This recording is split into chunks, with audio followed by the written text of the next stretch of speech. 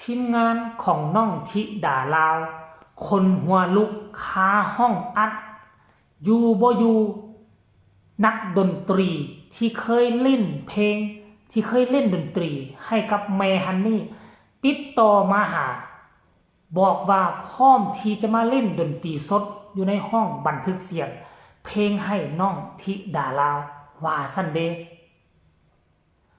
ทักทายสบายดี FC แฟนคลับทุกท่านที่เคารพและนับถือมาพบมาพ่อ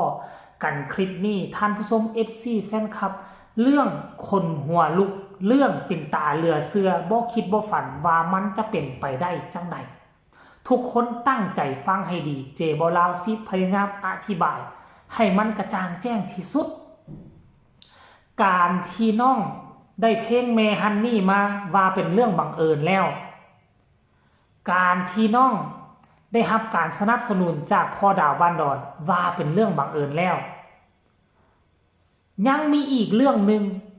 มือนี่กำลังเข้าห้องอัดมีนักดนตรีเก่าที่เคยเล่นให้กับเพลงเมฮันนี่ตอนเข้าห้องอัดเห็นเรื่องราวข้อมูลข่าวสารจากน้องธิดาลาวว่าจะได้รับเพลงของเมฮันนี่เอามาอัดและบันทึกเสียงใหม่ศิลปินเหล่านั้นเห็นแล้วก็คิดฮอดตอนสมัยตนเองมาลิ้นดนตรีให้กับเมฮันนี่คิดฮอดความหลังก็เลยติดต่อมาหาอาจารย์โนซานนท์ว่าขั้นต้องการจะใส่เสียงดนตรีสดข้าเจ้าจะมาเล่นมาเสกมาตีให้ฟรีๆเลยว่าสั้นโอ้โหคนหัวลุกว่ะมันบังเอิญเกินไปบ่บังเอิญเกินไปบ่ทุกคนรายละเอียดให้ทุกคนไปฟังคลิปนี้จากปากอาจารย์โนชานนท์ขออนุญาตเจ้าของคลิปคือพอผู้ศรีวิไลฟังดีๆแล้วพวกเจ้าจะเข้าใจกระจ่างแจ้งเลยท่านผู้ชมไปส้มพร้อมๆกันนี่ค่ะได้รับข่าวดีจากพ่อโน่พร้อมกำลังบอกสู่ฟังไปนั่งฟังดีๆไปมานั่งฟังดีๆนั่งลงนั่งฟังดีๆนั่งดีๆนี่พ่อโน่โพสเพลงกีฬาลงไปเนี่ยนะวันนี้ครูบาอาจารย์รุ่นตำนานโอ้ยใกล้เราไม่ได้ยินเสียงครูบาอาจารย์รุ่นตำนานรุ่นที่เฮ็ดดนตรีให้แม่ฮันนี่คนที่ทำดนตรีต้นฉบับให้แม่ฮันนี่คือต้นฉบับอาจารย์นักดนตรีรุ่นนั่นนะอาจารย์นักดนตรีรุ่นแม่ฮันนี่รุ่นพุ่นละสมัยตะกี้เขาก็ได้เรียนผู้เดียวเด้เขาจะมีทีมงานที่เฮ็ดให้แม่ฮันนี่ก็คือทีมงานอาจารย์หนุ่มภูไทยนะอาจารย์หนุ่มภูไทยก็สิมีหลายคนอาจารย์บุญทองภูสุภาคีย์บอร์ดอาจารย์สิทธิ์ตีกลองอาจารย์ตัดตีเพอร์คัชชั่นแล้วก็หลายๆคนที่จำบ่ได้คือกันครับมือแซดวันนี้เพิ่นเห็นเพลงกีฬาเนี่ยลงไปเพิ่นก็เลยหย่องย่อนะหย่องย่อมันมวนนะมันมวนครูเพิ่นโทรหาเมื่อวานคืออาจารย์ตัดนะครับน้องชายของอาจารย์สิทธิ์นะครับปฏิตีเพื่อคัชชั่นนะครับผลงานเพิ่นมากมายครับเพราะว่าสมัยนั้นอัดสดทั้งเบิดหลังๆมากก็สิอาจสิอัดแต่เพื่อกระชั้นกองสิบ่ทันสดสินะครับเนี่ยอื่นก็สดอยู่สินะอาจารย์ตัดผลงานเพิ่นก็ลักสลายดอกไฟบ้านยังเพิ่นก็ตีเพิ่นล่ะครับตีเพื่อกระชั้นครับครูบาอาจารย์สวัสดิ์สารคามเฮ็ดเพิ่นก็ไปตีเพื่อกระชั้นให้เป็นเบื้องหลังนะครับเบื้องหลังมาตลอดสินะครับเอาเขาเรื่องก็คือเพิ่นโทรหาว่ามันก็ถามข่าวกันล่ะเมื่อก่อนเคยเล่นดนตรีนำกันเนาะตะวันแดงยังบ่เคยเล่นนำกันผมก็เคยไปซอยงานเพิ่นหลายสินะผมก็เป็นผู้ลาวเพิ่นก็เป็นผู้ไทยสินะครับแต่ว่าเว้าต่างคนต่างเว้าคนละภาษาอะไรเวลาคุยกันกับฮู้เรื่องคือเก่ากับฮู้เรื่องคือเก่าเพิ่นก็เว้าผู้ไทยเฮาก็เว้าผู้ลาวนะเว้าไปแล้วก็คิดเก่าความหลังอ่ะล่ะเพิ่นมาถามข่าวผมก็อยู่นครพนมสินะถ้าแม่นเห็นเพลงมันเป็นเพลงเนี่ยหมอลำขึ้นฮอดเก่าๆสินะถ้าแม่นโนอยากใส่สดใส่หยังก็บอกครูบาอาจารย์เด้อบอกอาจารย์เด้อเพิ่นว่านะครับบอกพี่เด้อพี่สิมาตีให้เพิ่นว่านะครับผมก็เลยห่วยครูบาอาจารย์โทรหาเพิ่นนี่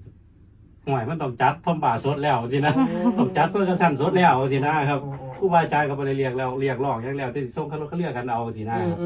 ครับเพิ่นก็ดีแฮงครับผมก็เลยมาคิดโอ้เพราะว่าตอนแกฟังมื้อก็เพื่อกระสั่นมันก็เด่นสมัยตะกี้เด่นแม่นอีหลีเด่นอีหลีครับมันเป็นการตีสดแล้วมันสิได้เสน่ห์ของการตีสดแห้งสินะก็เลยเพลงกีฬาเนี่ยสิได้ตีพวกกระชันสดบ่อย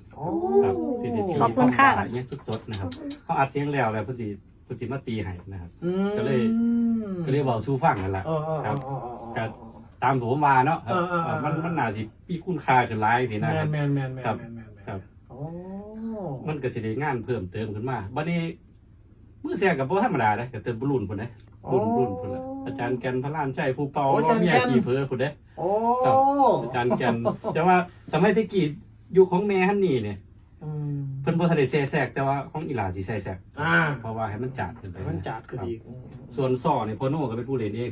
ซ้อก็สิใช้คือกันนะเครื่องมันสิเอกขึ้นหลายขึ้นกว่าเก่านะเพราะว่ายุคนี้นะยุคนี้มันสิแน่นขึ้นปีใหม่มาเฮาก็สิอาจสิดีไซน์ให้มันม่วนครับดีไซน์ให้มันม่วนแล้วก็ตามยุคตามสมัยมันน่ะครับ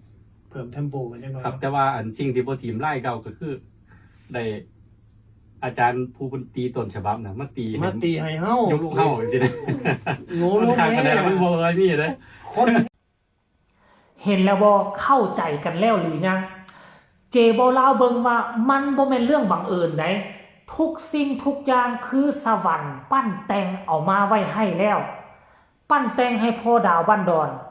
ปั้นเมฮันนี่ให้มาจบอยู่กับอายุซ้ำนี่แล้วก็ปล่อยทิ้งระยะห่างมาเป็น20-30 ปี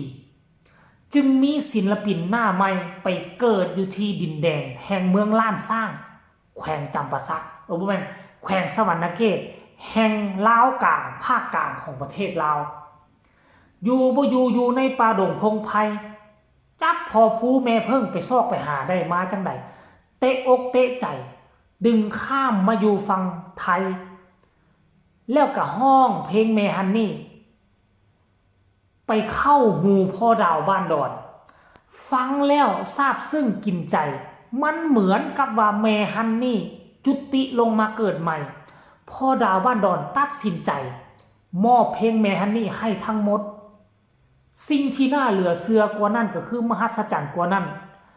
ศิลปะนักดนตรีประจำโตเมฮันนี่ก็ว่าได้ทุกครั้งที่เมฮันนี่จะเข้าห้องอัดก็คือกลุ่มนักดนตรีเหล่านี้จะมาเป็นผู้เล่นดนตรีสดเพื่อจะบันทึกเสียงให้กับเพลงเมฮันนี่ได้ติดต่อเข้ามาเพื่ออยากจะมาเฮ็ดเพลงเวอร์ชั่นใหม่กับน้องธิดาลาวอยากจะมาเสพมาเล่นมาตีให้โอ้โหคนหนาวแตกท่านผู้ชม FC แฟนคลับไผบ่เชื่อให้เลื่อนผ่านถ้าไผเชื่อให้กดไลค์กดแชร์คอมเมนต์กันมาหลายๆว่าคนหนาวลูกคนหนาวแตกคือเจบ่ลาวหรือบ่ถ้ามันเป็นแบบนี้มันคือนิมิตหมายที่ดีอาจจะโด่งจะดังเปียงปังคือกันกับเมฮันนี่ก็เป็นไปได้สำหรับคลิปนี้ขอฝากฝังเอาไว้ซ้ำนี้ก็แล้วกันพบกันใหม่ในคลิปหน้าสบายดี